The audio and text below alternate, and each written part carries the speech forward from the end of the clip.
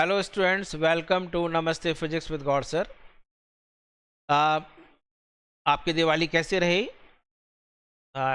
Hope it will be safe and peaceful.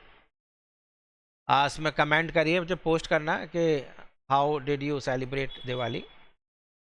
तो दिवाली के बाद ये फर्स्ट वीडियो है 12th क्लास के लिए, और जान के मैंने नई वीडियो पोस्ट किया जिससे कि बच्चे अच्छी तरह सेलिब्रेट कर सकें। तो 2 डेज़ ऑफ रहा, तो उसके बाद कंटिन्यू करेंगे बच्चे। वेव ऑप्टिक्स के अंदर मैंने इंटरफेरेंस पैटर्न पूरा करा दिया है और काफ़ी डिटेल में उसको कराया है बच्चे। कोई भी क्वेश्चन आपका नीट से नहीं बचेगा।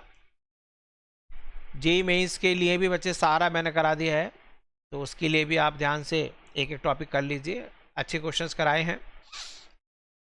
यंग डबल स्लिट एक्सपेरिमेंट पर क्वेश्चंस कराए हैं, और कुछ और एडवांस क्वेश्चंस की आपके पास स्लिट के सामने यदि ट्रांसपेरेंट शीट लगा दें तो क्या होगा। कलर ऑफ थिन फिल्म्स का क्वेश्चन है। यंग्स डबल स्लिट एक्सपेरिमेंट में स्लिट के सामने conditions for colours to be present and colours to be absent, ये सब करा दिया है। तो बहुत अच्छे अच्छे क्वेश्चंस करे हैं। जो बच्चे आज ही ज्वाइन कर रहे हैं वो एक बार प्रीवियस आपका वीडियो लेक्चर देख लें, और मैं तो कहूँगा कि आप पूरा एक प्लेलिस्ट वेव ऑप्टिक्स की है उसको देखो, और इसी तरह से एक रे ऑप्टिक्स की प्लेलिस्ट है, और उसी तरह से हमारी ऑप्टिकल इंस्ट्रूमेंट्स की प्लेलिस्ट है। और रे ऑप्टिक्स, ऑप्टिकल इंस्ट्रूमेंट्स के साथ साथ हमने लास्ट में जो प्रीवियस ईयर्स के क्वेश्चंस हैं बच्चे, वो भी हमने कराए हैं, जिससे कि आपको कंफर्ट महसूस होगा कि भाई कैसे क्वेश्चन आते हैं। 12th के स्टूडेंट्स साथ साथ 11th का भी करते रहें बच्चे। उसमें लॉज ऑफ मोशन और वर्क पावर एनर्जी की प्लेलिस्ट बनी हुई है पहले से ही, और I have started rotational motion also. Rotation motion के वीडियो भी आपको आने शुरू हो जाएंगे। ठीक है, अभी प्लेलिस्ट नहीं बनी है, केवल हम आपको वीडियो लेक्चर्स देंगे। तो चलिए अब लेक्चर की तरफ चलते हैं। उससे पहले as usual we are very grateful to नमस्ते कविता चैनल, जिन्होंने प्रोवाइड किया है हमें एक बहुत ही मोटिवेशनल सॉन्ग की एक क्लिप है। तो we all will listen and view it and be motivated, then we will proceed to the lecture. चलिए सब लोग हमारे साथ मोटिवेट हो जाइए और वीडियो देखिए। I play it.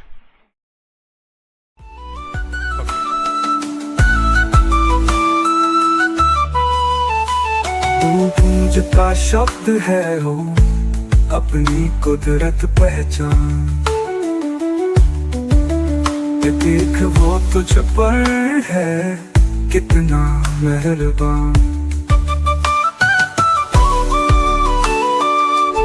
ओरे मनवा क्यों तू उलझा,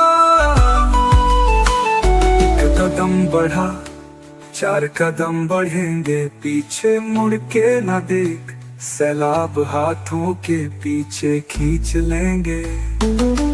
तू तो है सिकंदर, तेरी मंजिल है सिकंदर, फिर क्यों डोला, फिर क्यों उलझा, ओरे मनवा जब तेवर सही, इरादे हैं सही।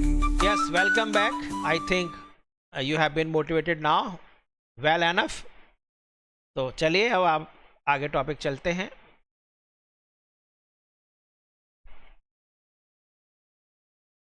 चलिए बच्चे, ये है आपका टॉपिक है हमारा आज का। काफ़ी इम्पोर्टेंट टॉपिक है और इसको बड़ा ध्यान से देना है। बच्चे बहुत कंफ्यूज रहते हैं कि इंटरफेरेंस के अंदर और इस टॉपिक के अंदर। टॉपिक का नाम है डिफ्रैक्शन, डिफ्रैक्शन ऑफ वेव। ये जो डिफ्रैक्शन क्या है, डिफ्रैक्शन फिनोमेनन। डिफ्रैक्शन का मतलब होता है बच्चे बैंडिंग, लाइट का बैंड होना। तो बैंड होना लाइट का, उसको डिफ्रैक्शन कहते हैं। तो फिनोमेनन ऑफ, एक बार लिख देता हूँ, बैंडिंग। बैंडिंग ना कह के मैं थोड़ा अच्छी से लिखा रहा हूँ। Phenomenon of bending of light waves.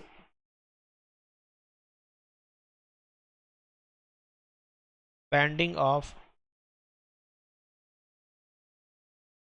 Light waves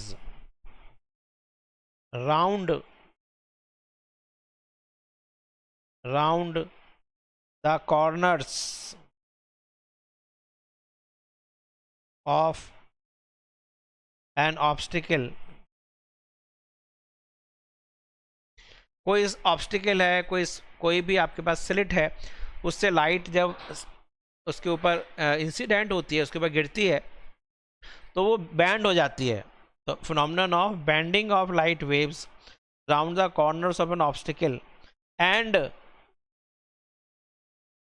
spreading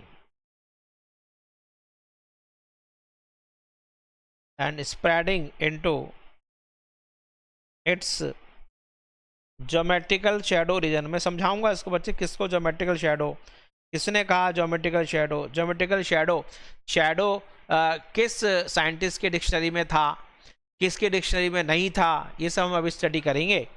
spreading into its geometrical shadow reason, ये डेफिनेशन बच्चे है डिफ्रैक्शन के। Phenomenon of bending of light waves round the corners of an obstacle and spreading into its geometrical shadow reason. तो ये आपका diffraction हुआ, bending. ठीक है, अब हम एक बार थोड़ा एक्सपेरिमेंट करके दिखाएं। ठीक है, एक्सपेरिमेंट देखो,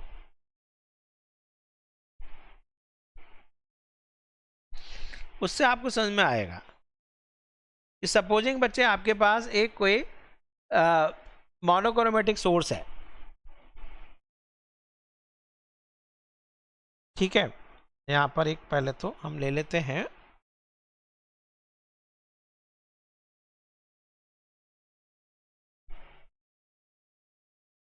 द स्क्रीन, ले लेते हैं।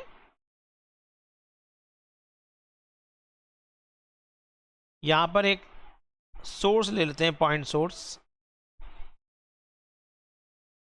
This is a point source, और बच्चे मोनोक्रोमेटिक है। एक पॉइंट सोर्स ले लेते हैं। इसके आगे बच्चे एक हम स्लिट ले लेते हैं। ठीक है, एक स्लिट पकड़ लेते हैं। ये एक स्लिट है।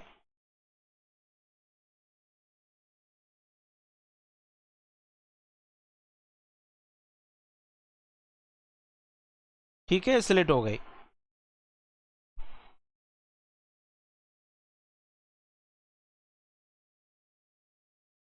ए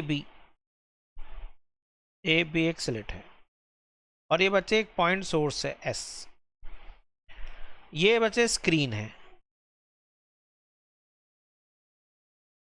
ये आपका स्लिट है। अब आप मुझे बताओ, न्यूटन ने क्या बताया? न्यूटन ने ये बताया कि लाइट स्ट्रेट लाइन में जाती है। ठीक है, तो लाइट यदि स्ट्रेट लाइन में जाती है तो सोर्स से लाइट ऐसे जाएगी, ऐसे जाएगी। और बच्चे छोटी क्लास में आपने लाइट में एक एक्सपेरिमेंट किया था, यदि आपको याद हो। ऐसे कुछ एक्सपेरिमेंट था या नहीं? यहां पर बच्चे एक, भूल गए आप शायद, नहीं याद आ रहा है। ऐसा एक एक्सपेरिमेंट था कैंडल वाला, कैंडल, और इसके सामने बच्चे होल्स थे। तो आपने देखा था कि जब आपके यहाँ आई रखा था, याद है? तो छोटी क्लास में एक्सपेरिमेंट ये था कि लाइट स्ट्रेट लाइन में जाती है, कि यदि पिन, ये जो होल्स हैं कार्डबोर्ड के अंदर, और आई और ये फ्लेम, ये तीनों एक ही लेवल में हैं, तो आपको ये कैंडल का फ्लेम दिखती है। जब इस कार्डबोर्ड को आप बच्चे ऊपर नीचे कर देते हैं ऐसे, तो बच्चे आपको क्या होता है, फिर आपको नहीं दिखता है, कैंडल की फ्लेम नहीं दिखती है। इससे क्या पता पड़ता है? इससे ये पता पड़ता है कि लाइट स्ट्रेट लाइन में चलती है। समझ में आ रहा है? तो लाइट का स्ट्रेट लाइन में चलना, इसको कहते हैं rectilinear propagation, straight line propagation, ये दिया था न्यूटन ने। और उसने बताया था कि लाइट स्ट्रेट लाइन में जा रही है, ऐसे जा रही है। अचानक बच्चे यहाँ पर कोई ऑब्जेक्ट आ जाए तो उसके पीछे फिर क्या आएगा, शैडो आएगा। तो शैडो का जो कंसेप्ट है वो न्यूटन ने दिया था कि every object cast a shadow when light is falling on it. यदि कोई लाइट किसी ऑब्जेक्ट पे गिरती है तो उस ऑब्जेक्ट की शैडो बनती है। शैडो सबको पता ही है, मीनार है, कोई भी बिल्डिंग है, सन उसके पीछे है, तो बच्चे आपको शैडो बनती है। तो न्यूटन के रेक्टिलिनियर प्रोपेगेशन के हिसाब से यदि चला जाए, बच्चे मैं बहुत ध्यान से डिटेल में करा रहा हूँ, यदि न्यूटन माना जाए तो बच्चे CD जो पोर्शन है स्क्रीन का, ये है यूनिफॉर्मली इल्यूमिनेटेड। ठीक है, लिख दो अकॉर्डिंग टू न्यूटन।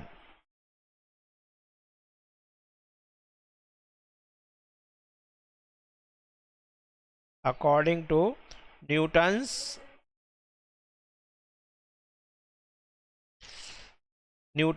रेक्टिलिनियर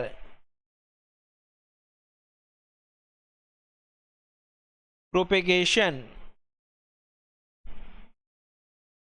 आपको बच्चे डीपली समझ में आ जाएगा क्या है प्रोपेगेशन ऑफ लाइट।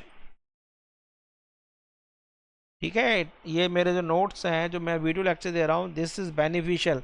अब आपको दिखेगा, सब लोग बहुत बढ़िया तरीके से समझ जाएंगे फिजिक्स है क्या। तो according to Newton's rectilinear propagation of light, कि लाइट यदि सीधी लाइन में चलती है तो ये दिया था न्यूटन ने, ये न्यूटन है।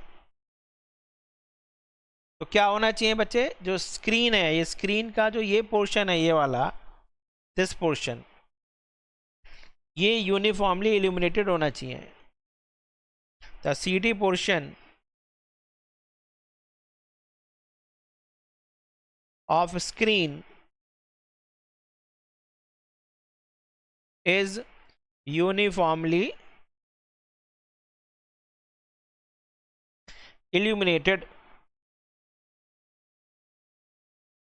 is uniformly illuminated।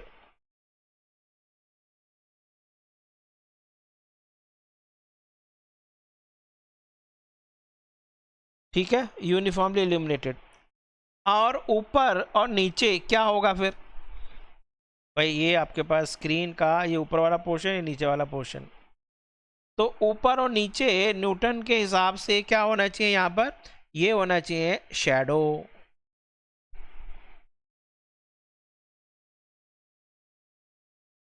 Geometrical shadow, यहाँ भी शैडो, यानी ऊपर बच्चे हो गया शैडो,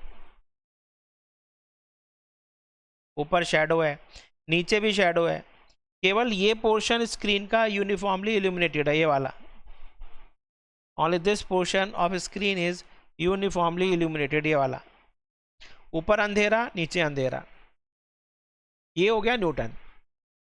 अब चलते हैं हाइगन।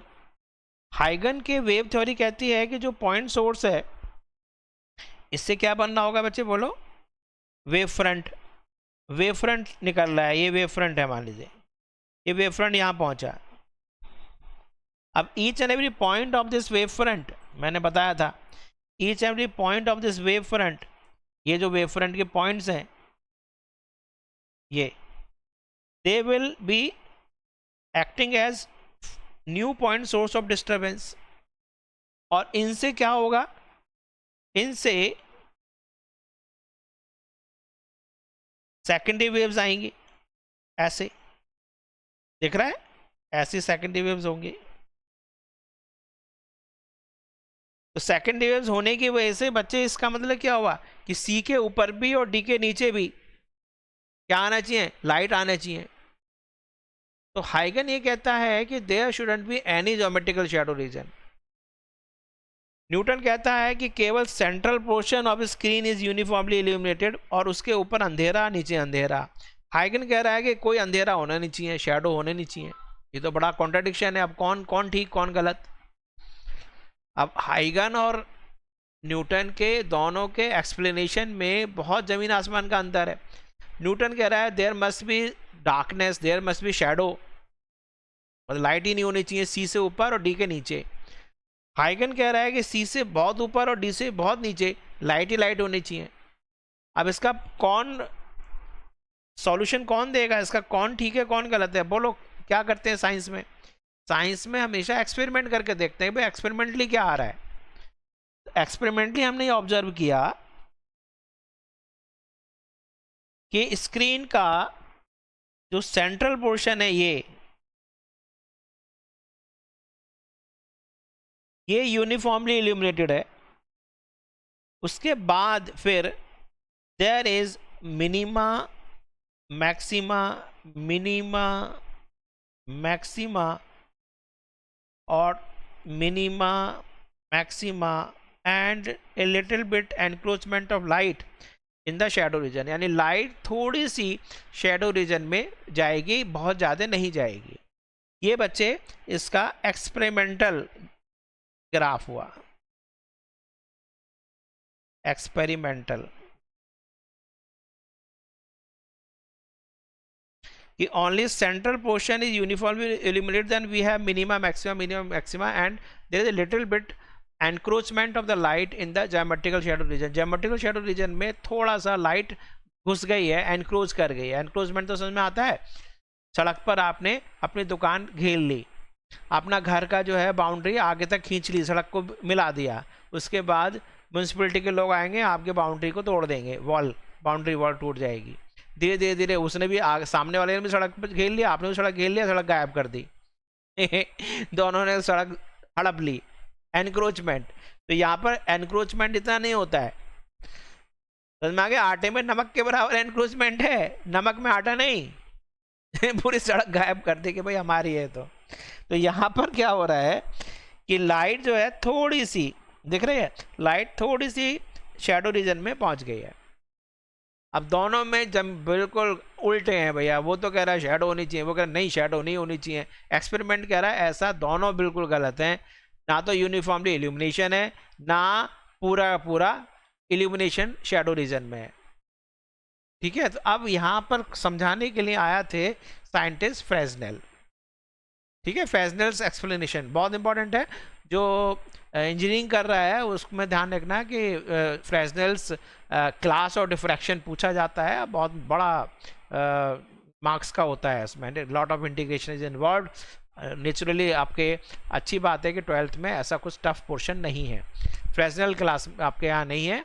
हाँ, लेकिन थोड़ा पता होना चाहिए कि व्हाट इज फ्रेस्नेल क्लास और डिफ्रैक्शन। ठीक है, चलो चलते हैं। तो C D portion of skin is uniformly illuminated, ये समझ में आ गया। एंड ये न्यूटन था। हाइगन का भी लिख दूं तो अकॉर्डिंग टू हाइगन मैंने बताया कि यूनिफॉर्मली इल्यूमिनेटेड मतलब जो लाइट है वो डार्कनेस में भी होना चाहिए अकॉर्डिंग टू हाइगन। अब बच्चे इसको एक्सप्लेनेशन जो किया है हाइगन का भी समझ में आ गया। हाइगन के हिसाब से देयर इज नो डार्कनेस, ठीक है, शैडो नहीं होना चाहिए, मतलब शैडो होने नहीं चाहिए। अब इसको समझाया फ्रेस्नेल, ये आप दिमाग लगा कर रखो भैया, फ्रेस्नेल्स explanation.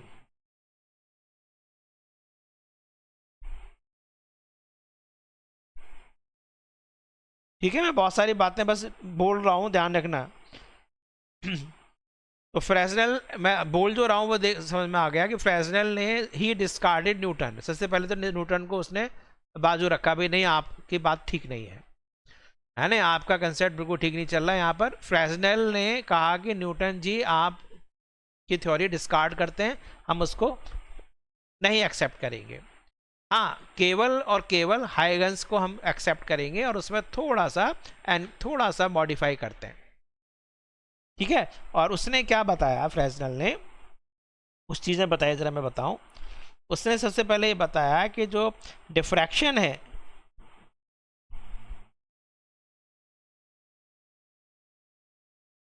Diffraction is due to, जो हाइगन ने बताया वही है, diffraction is due to superposition of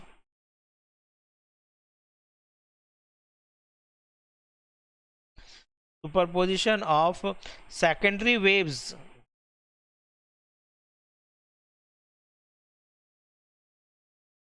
emitted from different portions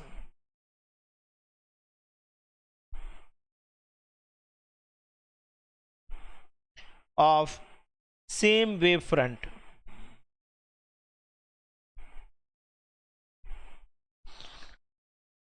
सही है।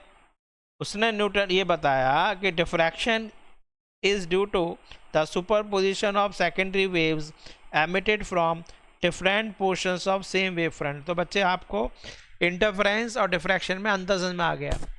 इंटरफेरेंस में दो आपके पास क्या दो सोर्सेज से वेवफ्रंट आ रहे हैं, दो वेवफ्रंट के सुपरपोजिशन से इंटरफेरेंस हो रहा है। डिफ्रैक्शन में एक ही वेवफ्रंट के डिफरेंट पोर्शन से जो सेकेंडरी वेव्स आ रही हैं उनकी वजह से आपका डिफ्रैक्शन होता है। और मैंने आपको याद हो मैंने interference Young's double slit experiment में बताया था कि जो पेरेंटल मोनोक्रोमेटिक सोर्स है उसका साइज याद है स्मॉल एस, उसको मैंने कहा था small S upon capital S. Capital S the distance of the source from plane of slits. याद आ रहा है? पता नहीं आप भूल गए। देखो ये और ये बच्चे इसका साइज स्मॉल एस है और ये डिस्टेंस आपका कैपिटल एस है। तो मैंने कहा था कि ये बहुत छोटा होना चाहिए। यदि ये छोटा नहीं है ये वाला, तो इसका जो डिफरेंट पोर्शंस हैं उससे भी आपके वेव्स निकलनी शुरू हो जाएंगे, तो वहाँ पर इंटरफेरेंस अच्छा नहीं आएगा, डिफ्रैक्शन ही हो जाएगा। ठीक है, तो इसलिए मैंने बताया था, यदि याद हो small S upon capital S, याद है? देखो small upon capital S is lesser than lambda upon D, this is the condition for interference. ये क्वेश्चन आएंगे बच्चे, इंपॉर्टेंट है ये देखो ज़रा, ये क्वेश्चन आया जब कराने लगेंगे लोग, अब इससे में कोई नहीं करा रहा है। कंपटीशन तो बहुत आसान सा होता है, अब यदि नहीं पता है तो फिर तो टफ लगता ही है। चलो आगे, तो डिफ्रैक्शन समझ में आ गया, superposition of secondary waves emitted from different portions of same wave front. तो सेम वेव फ्रंट के डिफरेंट पोर्शन से जो सेकेंडरी वेव्स आ रही हैं उनके सुपरपोजिशन से डिफ्रैक्शन होता है। दूसरा उसने अब जो बात की है बच्चे उसको ध्यान से देखना, पहली चीज।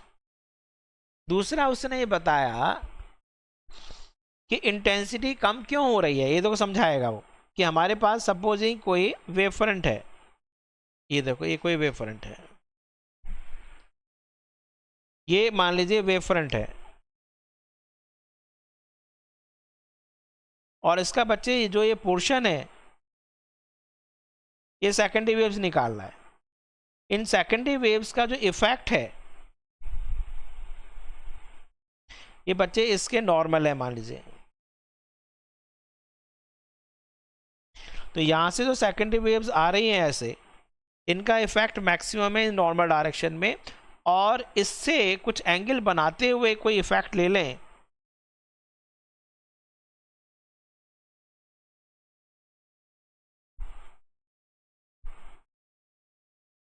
तो यहां पर बच्चे जो इंटेंसिटी है वो मैक्सिमम है, इफेक्ट माने इंटेंसिटी, और यहां पर जो इफेक्ट है बच्चे वो आपके पास आई है मान लीजिए।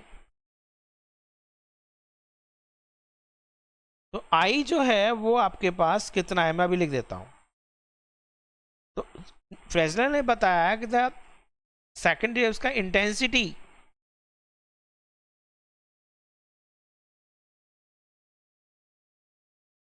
Intensity of secondary waves, intensity of secondary waves is maximum in normal direction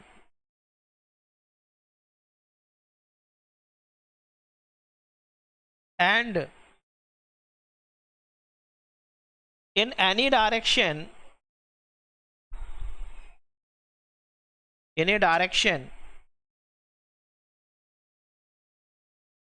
theta, जो थीटा है, द इंटेंसिटी इज, मैंने आपको वहां एक बताया था कि जो हाइगन है वो बच्चे बैकवर्ड एनवेलप को नहीं समझा पाया था कि why backward envelope was discarded as a new position of wave front. याद है मैंने जब आपको प्रिंसिपल ऑफ सेकेंडरी वेवलेट्स बताया था, तो बच्चे आज ही ज्वाइन कर रहे हैं वो मेरे वेव ऑप्टिक्स को पूरा पढ़ें। है ना, वे ऑप्टिक्स के सारे वीडियो देख लें। बच्चा एक साथ वीडियो देखा करो सारे। जब आपका चैप्टर एक बार रिवाइज कर रहे हो तो एक एक वीडियो लेक्चर ना देखो, आप जल्दी जल्दी से सारे वीडियो लेक्चर देखो, है ना, सारे देखो एक बार, डेली तो पढ़ ही रहे हो, जब रिवाइज कर रहे हो तो सारे वीडियो लेक्चर्स को एक बार दोबारा से देख लो। और आपका बिल्कुल कहीं बच्चे उसको आपको स्टोर करने की ज़रूरत नहीं है, क्योंकि हैंडी आपका फ़ोन आपके पास है या आपके पास टैबलेट है, तो इंडिया में कहीं भी जा रहे हो तो आपके पास हमेशा यूट्यूब चैनल मिलेगा। ये कितना अच्छा फ़ायदा है, आपको कोई बुक ले जाने की ज़रूरत नहीं है, फिजिक्स में तो बुक ले जाने की कहीं ज़रूरत नहीं है। हाँ, आपके पास यूट्यूब है, आपके पास बस सबके पास नेट आता है, आराम से नेट होता है, कुछ इंडिया में सबसे सस्ता नेट है। ठीक है, तो नेट चलाइए और जल्दी से आपको किसी भी, यदि आप मूव कर रहे हैं, आपको पेरेंट्स के साथ जा रहे हो, आप ट्रैवलिंग कर रहे हो, आराम से यूट्यूब चैनल से पूरे कई कई घंटे जो है आप आराम से वीडियो देखिए यूट्यूब के, और हो गया, जो फिजिक्स ख़त्म हो गई, रिवाइज हो गई। ऐसा करते हैं, यूज़ करो बच्चे टाइम को। ठीक है, मैंने बताया भी था ना आपको, एक लाइव दिया भी है कि मन सच्चा है नहीं, मन सच्चा है जी, तो नीट बच्चा है जी, है नहीं। तो ये मैंने लाइव एक स्ट्रीमिंग की थी, तो उसमें 2 लाइव स्ट्रीमिंग मेरी हो चुकी हैं, बहुत बढ़िया। एक में मैंने आपको बताया था 9 smart work which a person should do to clear the NEET को करने के लिए 9 स्मार्ट थे, वो हमने नवरात्रि में आपको बताए थे। और अभी कुछ दिन पहले मैंने कहा था कि यदि नीट को बच्चा बनाना है तो आपका मन सच्चा होना चाहिए, आपको पढ़ना चाहिए, ये नहीं कि आप इधर उधर की चीज़ें में टाइम ख़राब कर रहे हैं। तो उसके लिए मैंने आपको ये भी बताए थे कि किस तरह से आप उसको यूटिलाइज़ कर सकते हैं टाइम को। तो वो ज़रूर देखिए, लाइव है मेरा, उसमें ज़रूर देख लीजिए लाइव में जाकर। पढ़ना तो बच्चे इंपॉर्टेंट है, पढ़ने के मैथडोलॉजी तो हम ही सिखाएंगे। ठीक है, तो मैथडोलॉजी से ही बच्चा, आजकल मैथडोलॉजी अच्छी है तो बच्चा सक्सेसफुल होता है। पढ़ तो सभी रहे हैं, लेकिन किस तरह से इफेक्टिवली पढ़ रहे हैं, सच्चे मन से कैसे पढ़ रहे हैं, तो वो मैंने वहाँ समझाया है। तो चलिए बच्चे, intensity is proportional to 1 plus cos theta. अब यहाँ देख लो बच्चे, यदि थीटा 0 है, थीटा नॉर्मल्स के साथ है, ये रहा नॉर्मल, कि थीटा यदि 0 है तो इंटेंसिटी कॉस थीटा, अब कॉस थीटा कॉस 0 मैक्सिमम है, तो इंटेंसिटी इज मैक्सिमम। और यदि थीटा को यदि हम बढ़ाते चले जा रहे हैं, थीटा की वैल्यू हम 0 से बढ़ाते चले जा रहे हैं, तो देख रहे हो बच्चे आई की वैल्यू, ठीक है, डिक्रीज हो रही है। और थीटा की वैल्यू यदि 180 कर दें तो इंटेंसिटी क्या हो जाएगी, कॉस 180 -1, -1 और +1 कितना हो गया, 0 हो गया। ये जो समझाया, ये जो फ्रेस्नेल ने बताया है, ये था एक्सप्लेनेशन ऑफ हाइगन्स का, कि Y हाइगन discarded why Huygens discarded backward envelope, कि हाइगन ने बैकवर्ड एनवलप को क्यों डिस्कार्ड कर दिया था, कि उसने बैकवर्ड एनवलप को न्यू पोजीशन ऑफ वेवफ्रंट नहीं लिया था, तो वो नहीं समझा पाया था, उनको नहीं पता था, फ्रेस्नेल ने समझाया। तो फ्रेस्नेल बहुत बड़ी चीज़ है, फ्रेस्नेल बहुत बड़ी चीज़ है, और फ्रेस्नेल ने समझा दिया कि ये है। तो अब यहाँ से इन 2 बातों से, एक इससे और एक इससे, आपको डिफ्रैक्शन समझ में आएगा। तो डिफ्रैक्शन अब आगे थोड़ा सा और समझा दूं, चलते हैं, कि हमारे पास बच्चे 2 टाइप के डिफ्रैक्शन है। तो टाइप्स ऑफ डिफ्रैक्शन में जरा लिख लो। ओहो, कि टाइप्स ऑफ डिफ्रैक्शन में हम कर लेते हैं, टाइप्स ऑफ डिफ्रैक्शन।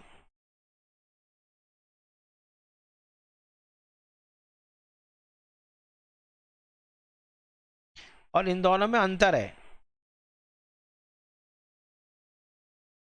मुझे आपको मैं बता दूं कि जब हमारा फर्स्ट हमने सर्विस की थी तो बच्चे 3 आवर्स का मेरा जो इंटरव्यू था वो फ्रॉनोफर्स और फ्रेजनल डिफ्रैक्शन में अंतर में ही था कि what is the difference, and I was selected. बहुत 3 घंटे का इसी पर टॉपिक था। गजब है, बहुत डिटेल में पूछा जाता था पहले। अब ठीक है, 11th-12th की पढ़ाने के लिए है नहीं, देखो ऐसी पढ़ाई होती थी पहले। बहुत थोड़ा डिफिकल्ट भी होता था क्योंकि डार्क रूम हुआ करते थे, फ्रेसनल्स बाय प्रिज्म और ये स्पेक्ट्रोमीटर, बहुत अच्छे अच्छे मतलब कॉलेज लेवल के आपके 11th-12th की पढ़ाई हुआ करती थी पहले। अब थोड़ा कम हो, बहुत कम हो गया है। चलिए कुछ नहीं, इस कम में भी बच्चे बहुत परेशान हो रहे हैं, पता नहीं क्यों हो रहे हैं। परेशान नहीं होना है। तो टाइप्स ऑफ डिफ्रैक्शन, इसमें 2 टाइप्स हैं। एक आपके पास है Fresnel's diffraction, Fresnel's class of diffraction,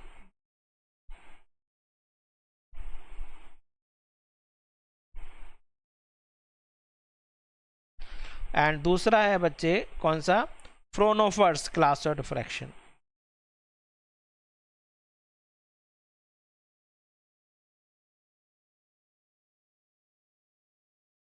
Fraunhofer's class of diffraction, दो आपके पास क्लास ऑफ डिफ्रैक्शन है, Fresnel's class of diffraction and Fraunhofer's class of diffraction. इन दोनों में डिफरेंस आप देख लो।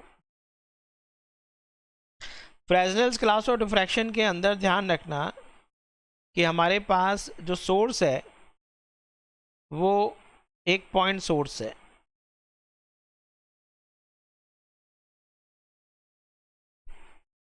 एक पॉइंट सोर्स है, जैसे मैंने यहाँ पर एक पॉइंट सोर्स दिखाया और बच्चे यहाँ पर हमने एक स्लिट दिखा दिया आपको। ठीक है, ये आपका स्लिट है, ये स्लिट है। तो अब जब पॉइंट सोर्स है तो बच्चे मुझे बताइए कि ये जो सोर्स है आपके पास, इससे जो वेव आ रही होगी वो स्फेरिकल आएगी। जब ये वेव फ्रंट बच्चे यहाँ पहुँच रहा है तो सबसे पहले बच्चे ये पहुँचेगा, फिर ये बाद में, ये बाद में, ये बाद में, ये बाद में। तो सोर्स पॉइंट सोर्स है तो इसमें क्या हुआ कि जो आपके पास इंसिडेंट वेव फ्रंट है वो कैसा है, बोलो। Incident wave front is a plane wave front. समझ में आ रहा है?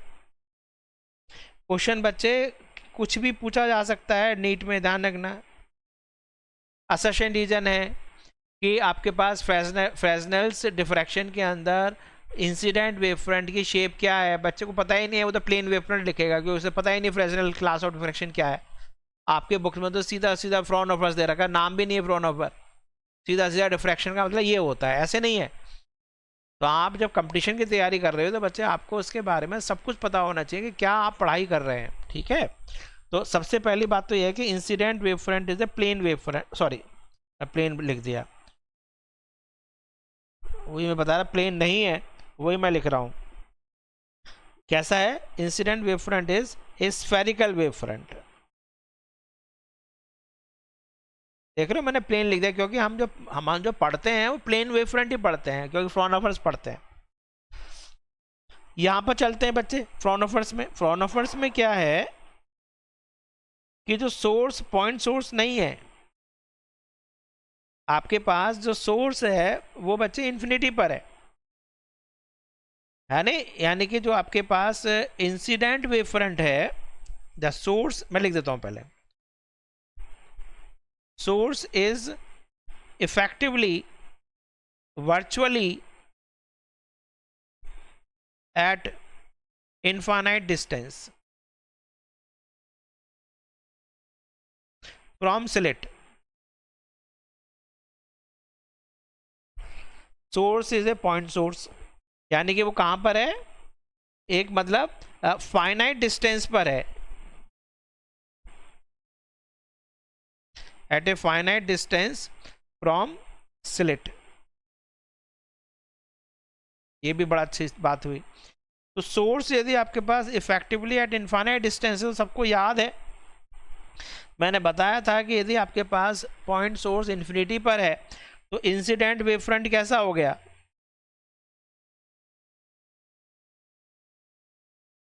सोचो, incident wave front is a plane wave front.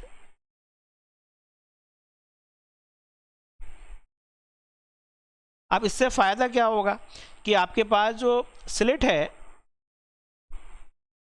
चलो मैं स्लिट ऐसे बना देता हूं, ये मान लीजिए स्लिट है ये, तो इस पर जो वेव फ्रंट आ रहा है बच्चे, ये वेव फ्रंट, ये जो वेव फ्रंट आपके पास गिर रहा है, ये बच्चे एक साथ इसके सारे पोर्शन बच्चे एक साथ ही पहुंचेंगे या नहीं पहुंचेंगे। ये देखो, each and every point of this wave front will act as new point source of disturbance and they will emit, यानी ये भी सेकेंडरी वेव्स निकालेगा, ये भी यहाँ पर ये सारे के सारे सेकेंडरी वेव्स निकालेंगे। लेकिन बच्चे इनमें सेकेंडरी वेव्स में आपको क्या समझ में आ रहा है कि सबसे पहले ये वाला निकालेगा, उसके बाद में ये, उसके यानी यहाँ इस प्लेन पे पहुंचना है ना, पहले इस प्लेन में सबसे पहले ये वाला पोर्शन पहुंचेगा, फिर ये, फिर ये, फिर ये, फिर ये, ऐसे, क्योंकि स्फेरिकल है।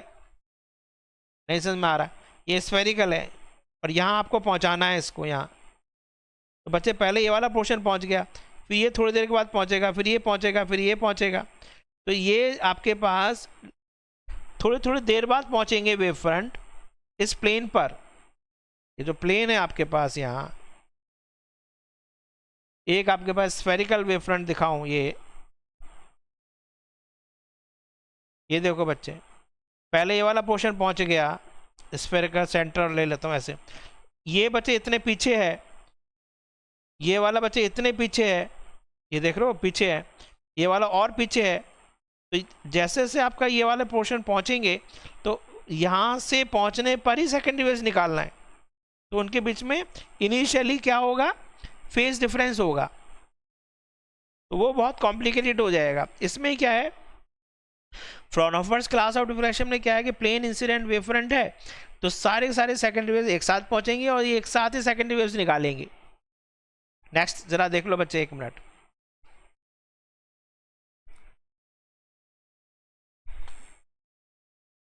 राइट,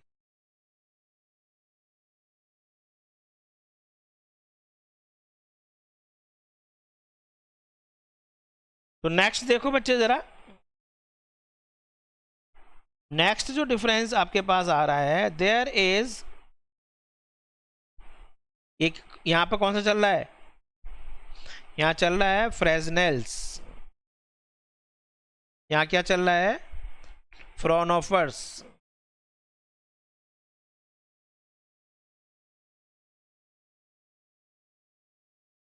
और फ्रॉनहोफर्स में बच्चे ध्यान से देखना कि पीछे चल रहे हैं, तो इसमें प्लेन वेव फ्रंट के लिए हमें क्या चाहिए मैं बताऊंगा अभी आगे, तो यहीं लिखा देता हूं, एक कॉलीमेटर की जरूरत पड़ेगी, कॉलीमेटर इज रिक्वायर्ड। कॉलीमेटर क्या करता है, वो एक्चुअली में कोई भी सोर्स है इन्फिनिटी पर तो हो नहीं सकता, कोई भी सोर्स फाइनाइट डिस्टेंस पर होगा तो वो स्फेरिकल वेव्स निकालेगा, तो स्फेरिकल वेव्स को प्लेन वेव फ्रंट में चेंज करने वाला कॉलीमेटर है। तो कॉलीमेटर क्या करता है, it transforms the spherical wave front into plane wave front, लिख दो। तो कॉलीमेटर जो है वो क्या करता है, देख रहे हो कैसे कैसे क्वेश्चन आ रहे हैं पता भी नहीं पड़ेगा बच्चों को, सब गायब हो जाता है, कंपटीशन है। तो कॉलीमेटर क्या करता है, कन्वर्ट्स स्फेरिकल वेव फ्रंट को प्लेन वेव फ्रंट में चेंज करता है।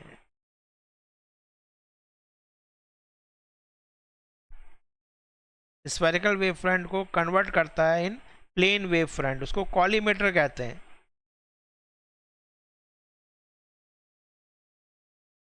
ठीक है, ये आपका कैसे होता है मैं बताऊंगा, लेंस यूज होता है और कुछ नहीं है। तो फ्रेजनेल्स के अंदर बच्चे क्या इंपॉर्टेंट बात थी, नेक्स्ट टॉपिक यहां लिख रहा हूं, वो ये था कि there is initial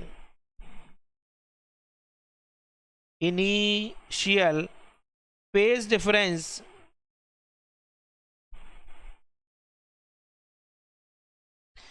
there is initial phase difference among secondary waves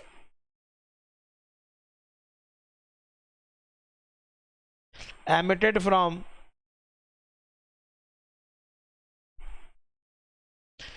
slit.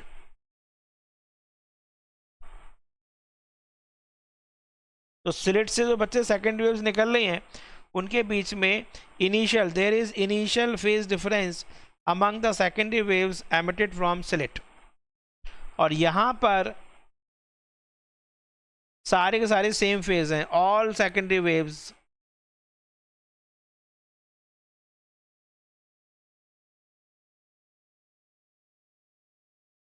have zero initial phase difference.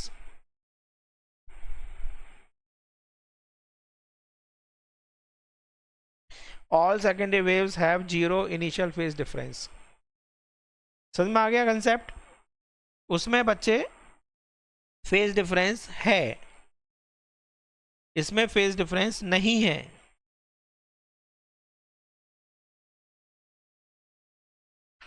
और इसमें क्या होगा बच्चे कि जो सोर्स है वो भी आपके पास फाइनाइट डिस्टेंस पर होगा। यहाँ पर जो सोर्स है वो भी वर्चुअली इनफाइनाइट डिस्टेंस पे होगा, प्लेन वेव फ्रंट है तो इसका मतलब इन्फिनिटी पे जाके मिलेगा। सॉरी, सोर्स तो था ही, स्क्रीन भी बच्चे वर्चुअली,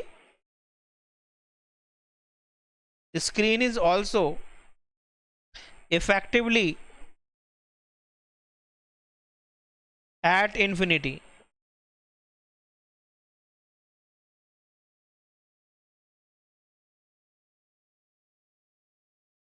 यहां पर बच्चे जो सोर्स है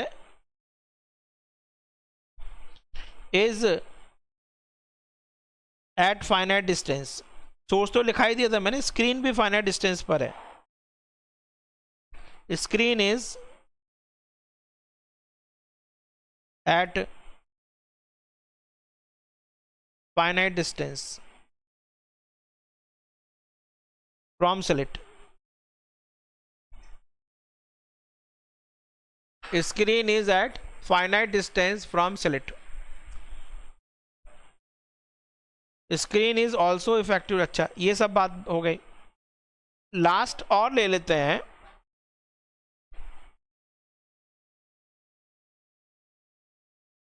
यहां पर कि इसमें जो फ्रेस्नेल्स डिफ्रैक्शन है इसमें मैथमेटिक्स थोड़ा डिफिकल्ट है।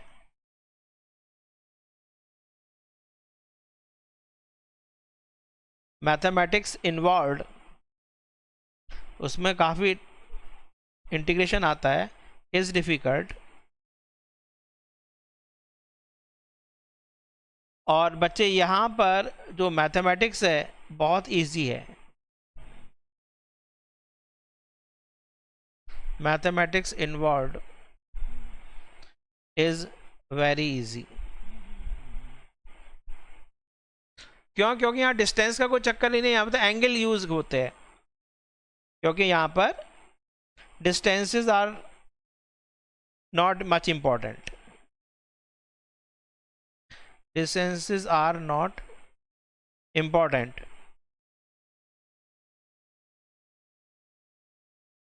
ठीक है, but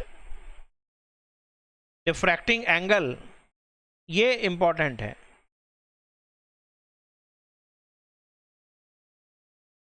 are important.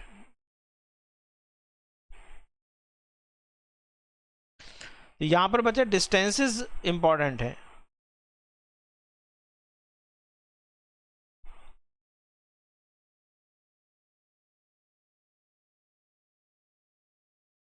Distances from slit, यहाँ पर डिस्टेंसेस का कोई रोल ही नहीं है, are not important, but diffracting angles are important. तो ये है, तो इसका मतलब फ्रॉनहोफर जो है वो आपके पास ये जो क्लास है ये इजी टू स्टडी है।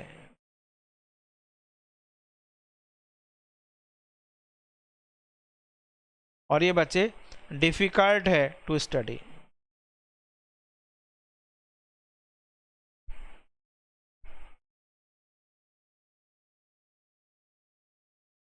तो इस तरह से बच्चे मैंने आपको आज डिफ्रैक्शन स्टार्ट किया है और बहुत ध्यान से पढ़ना डिफ्रैक्शन। नेक्स्ट क्लास में हम फ्राउनहोफर्स क्लास और डिफ्रैक्शन का पढ़ेंगे, उसका मैथमेटिक्स करेंगे। आज मैंने आपको केवल उसका इंट्रोडक्शन कर दिया और उसमें बहुत सारे असेसिंग रीजन में क्वेश्चन आ सकते हैं। किन पर बेस हो सकते हैं? वो केवल फ्राउनहोफर्स क्लास और डिफ्रैक्शन और फ्राउनहोफर क्लास और डिफ्रैक्शन में पूछ सकता है। इसमें एक छोटी सी चीज़ और मैं बता दूं, बहुत सिंपल सी बात यह है कि डिफ्रैक्शन बच्चे तभी होता है, इसकी कंडीशन ये है, कंडीशन लिख देता हूं बस मैं एक, डिफ्रैक्शन बेंडिंग तभी होती है जब साइज ऑफ स्लिट, ये बहुत इंपॉर्टेंट है, size of slit is comparable to, समझ में आ गया, कंपेरेबल टू साइज ऑफ या wave length, size of wave है, size of slit is comparable to wave length of light, wavelength of wave. और आपको पता है कि जो आपका साउंड वेव्स है उसकी लंबाई बहुत बड़ी होती है, इसलिए जो बेंडिंग है साउंड की वो आपको बहुत ज़्यादा दिखती है डेली लाइफ के अंदर, क्योंकि विंडोज़ हैं, डोर्स हैं, उन सब का जो डायमेंशंस है वो वेवलेंथ ऑफ साउंड के कंपेरेबल है। लेकिन लाइट का जो विजिबल लाइट है पर्टिकुलरली, उसका आप देखो साइज वो बहुत छोटा है, इसलिए डिफ्रैक्शन ऑफ लाइट वो, अच्छा मैंने बच्चे एक मिनट मैंने लिखा है तो आप एक बार देख लो, यहाँ देख बच्चे ये लिखा था है ना, वेवलेंथ कंडीशन मैंने बच्चे ये लिखी थी है ना, दिख रही है? द कंडीशन है size of slit is comparable to, size of slit is comparable to wavelength of wave, correct. तो ये मैं बता रहा था कि साउंड के अंदर जो डिफ्रैक्शन है बहुत ज़्यादा कॉमन है, वो हमें दिखती है, लेकिन लाइट के अंदर नहीं दिखती है, क्योंकि लाइट की जो वेवलेंथ है, विजिबल लाइट की जो वेवलेंथ है वो बहुत कम है। और उस साइज का स्लिट बनाना बहुत डिफिकल्ट है। हाँ, यदि आप आँखों को ऐसा करो, आँखों को बहुत बंद कर लो और थोड़ी सी आप आईलिड ओपन करो तो आपको स्ट्रीक्स ऑफ लाइट दिखती है, यानी कि वो बेंडिंग हो रही है लाइट की, ठीक है? तो वो आपका है।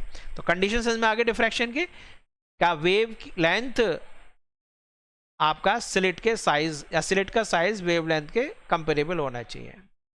तो I end the this video lecture and hope आप इसको जल्दी से रिवाइज करिए और जल्दी से मैं फिर नेक्स्ट इसका फ्राउनहोफर्स क्लास और डिफ्रैक्शन कराऊंगा और आप कमेंट्स करिए कैसा लग रहा है आपको, ठीक है? आई एंड द मीटिंग नाउ।